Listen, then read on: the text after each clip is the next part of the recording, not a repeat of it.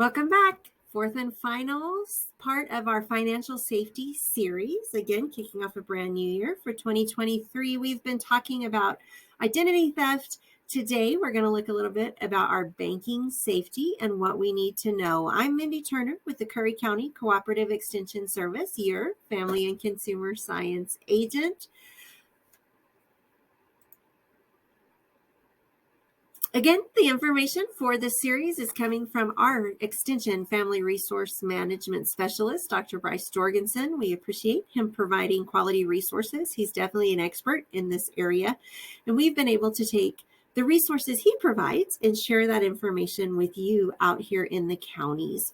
It's important to think about our financial safety. We've talked about the fact that 1 in 3 of us will at some point be a victim of stolen identity, which can result in years and of intrusiveness and financial insecurity in some cases when we have to deal with financial losses in those areas. So think about, as we go forward, we think we can avoid having our personal information out there, and it's just not feasible. So today we're going to look a little bit about what should we be thinking about with the people that we're sharing that information with, because sometimes it's definitely going to be required. So specifically when we talk about banking, where our money is, where it sits, that we can access it, share it, send it, whatever it is that we need to do, we want to ask the right questions, know what we're looking for in a bank, and most importantly, we want to be assured that our money is going to be safe, because so much banking is done through technology. Guys, there's not always even physical money present when we're making transactions. Things just go across technology to do that. It's easier for us to use. It makes it more accessible. The employees within the bank, it's easier for them to access things. Unfortunately, there's some risks involved with that online banking and our sensitive information that has to be in that database. And we've heard over the last several years, huge data breaches that have resulted in people with bad intentions getting personal information from people. So we want to be sure that as we're looking at our banks and what we want to do, and understand, even if you don't do online banking, your data is still stored in that database. So you need to make sure that you have a safe bank that's doing everything they can to protect you from that. Because we still think about in the old days, they had to physically go into the bank to get your information and to, rob them at gunpoint and take the money. And that's not always the case now. Sometimes they're logging in from countries far away to be able to access that information. So knowing that things are, that we're being wise consumers, and we can be assured that our information and our money are safe with that bank is going to be pretty important, because we can't always control those things for ourselves. It's outside of our realm of what we can do. So here's some information that will help you review and think about what you're doing and how you handle your bank accounts. So first of all, we have 6 basic tips for staying safe with your online banking. Now, these are things obviously that you can do to make sure, and when we talked about our tips for avoiding identity theft, some of these things are very similar. So you need to make sure you're applying them to your bank accounts. So you never disclose your account information or your passwords over email or a text message, and you don't click on this random link that may or may not look like it came from your bank. So it's important, make that phone call, call the 1-800 number, talk to the appropriate people. Don't just click, go directly to, especially if you're used to managing your stuff online, go directly to your bank's website that is the legitimate website, and go into your account that way and check your notifications directly from the bank, as opposed to something that just popped up in a text or an email.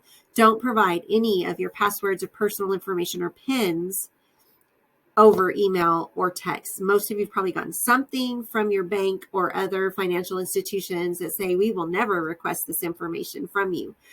Believe that. They're not going to do that. So don't give out information to someone to make it easier for them to access your bank accounts. Use that strong password. And it's important when you think about stuff that's specifically for your financial records, that it's not the same password you use everywhere else to log into your work accounts or some of your other fun just accounts that you have out there. Maybe you have social media or gaming accounts. Use a specific password just for your banking purposes. And then make sure you're using a combination of numbers and letters. That's not your birth date every time, not just your zip code every time, not the same letter or number repeated over and over, so that it's something that somebody couldn't just look at and guess automatically. Download new apps with caution. So when you go to put an app on your phone, make sure you're going directly to your app store for your device, if you're iOS or if you're Android, and that those things are, you're not just randomly clicking a link to download something new onto your device, whether it's your laptop or your iPad or whatever tablet you're using or your phone. Make sure that those are coming from a trusted site where they have been set up appropriately. And then you want to make sure that you install whatever updates you need for those so that it keeps your information secure.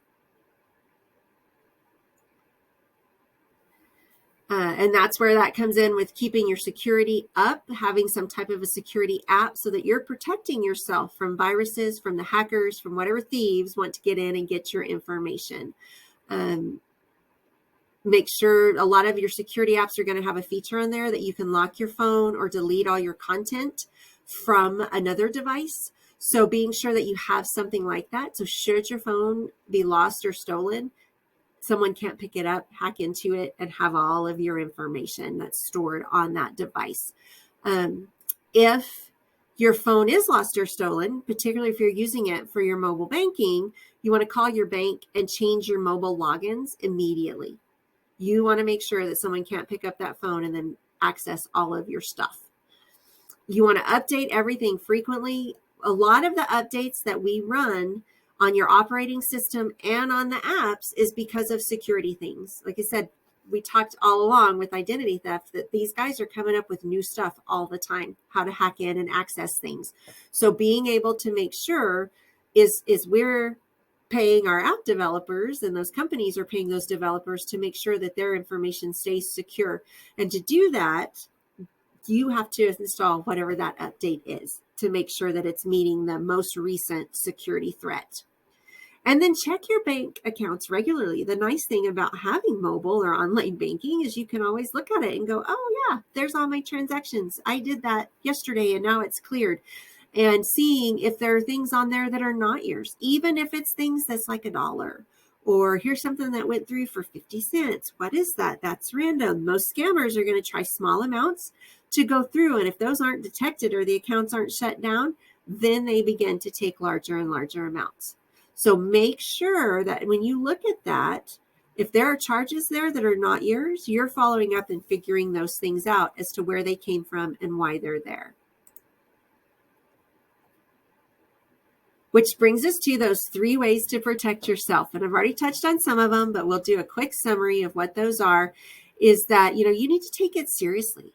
It's just information. It's not a big deal. Why does it matter? But we've seen repeatedly that it matters, because when things go wrong, it can take a lot to fix it. So we want to make sure we have that security software and that we keep it up to date, that we are keeping our operating systems current. We want to make sure that whatever our financial institution is telling us, hey, these are our security procedures. This is what we do. Probably this is one of those forms that we check the box and skip right over, but being aware what our responsibility is for our security and then what they're providing to us. Some of us may have a dedicated email just for banking. Okay, that's a good idea, because if you have work accounts or other email accounts that are monitored or shared, it can be easy for someone to access online banking information that maybe you don't want them to have. Okay, and then we talked about you need to have a strong password. The more complex, the better. And I know it's hard because we want something we can remember, but making sure it's not something someone else can guess and just readily access our information. And you don't share your detailed personal information on social media. So, once you put it out there, it's there forever. A lot of what these guys are doing is just surfing through your information on the internet, piecing it all together until they have enough. So data mining is what they call it. They've even developed bots that do this for them so that they can go through and get all of your information. A lot of games and social media sites can reveal personal details about you that can then be used for either security questions so they can hack into your stuff, or to create new accounts specifically related to something in your personal interest area. So we've covered a lot of information about your financial safety. And so I'm going to just go over real quick some key points to keep in mind, whether you're looking at your banking institutions, financial institutions that you're working with, or just your personal accounts, keeping your identity safe for what's going on. Ask for help. If you go to the bank and you don't know who to talk to, hey, here's what I need. Who do I talk to that's going to know? They have people that do these jobs that can give you the specific information you need. Ask questions until you understand. None of us like to feel stupid because we don't know. And so sometimes we do this at the doctor too. We just don't ask the question because it's like, well, they act like I should already know. Ask until you understand, because if you don't understand and then there's an issue or a problem with your accounts, that can be huge. Don't sign anything that you don't understand. Make sure that you've asked those questions and it's been explained adequately before you sign off on it.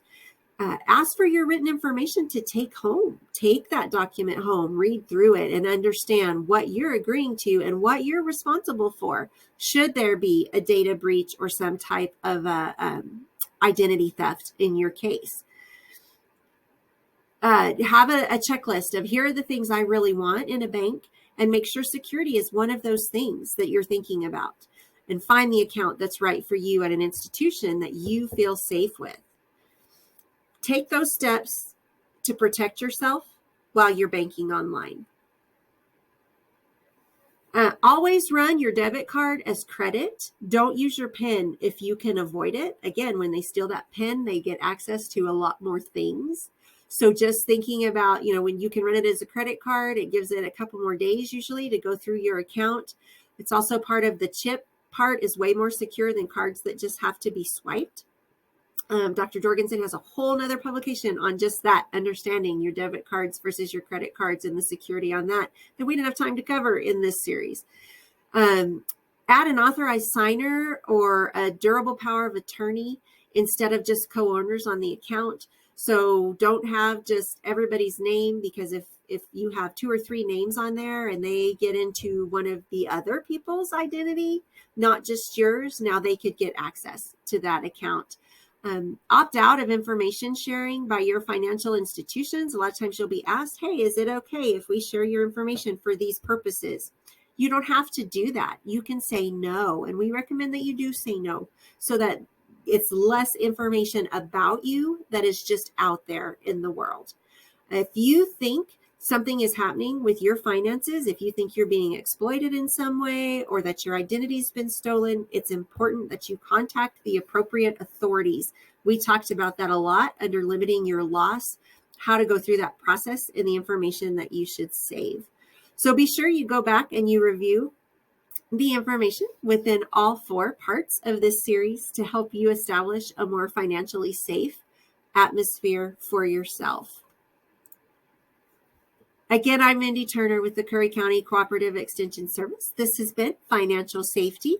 Myself and Dr. Bryce Jorgenson have brought this information to you. I hope it's helpful. I hope you find what you need. If you need additional information or assistance through the Cooperative Extension Service, you can give us a call, 575-763-6505. You can log on to our website, curryextension.nmsu.edu, or stop by our office, 818 North Main, here in Clovis.